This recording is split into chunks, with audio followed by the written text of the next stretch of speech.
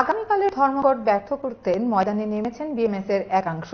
এই সংগঠনের নেতারা এতদিন ধর্মঘটের বিরুদ্ধে বিপক্ষে বা পক্ষে কিছু না বললেও এখন ধর্মঘট ব্যর্থ করার সব প্রচেষ্টা করছে। আগামীকাল গাড়ির চাকা ঘুরছে এবং ঘুরবে বলে জানিয়েছেন মেলাগড়ের বিএমএস নেতারা।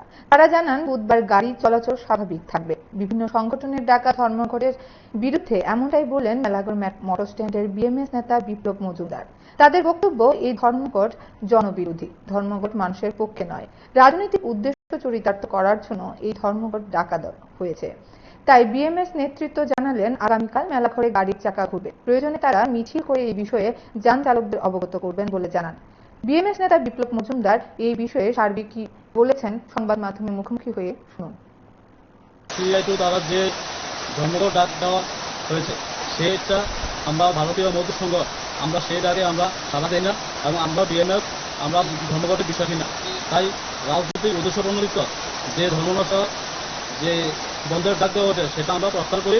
আমাদের সিপাহীজলা জেলা আমরা সেই ডাক আমরা মানছি না, মানি না। আগামীকালকে গাড়ি টাকা ঘুরবো, দোকানপাট ঘুরবো। তাই আমাদের কালকে যাত্রী পরিষেবা স্বাভাবিক থাকবে।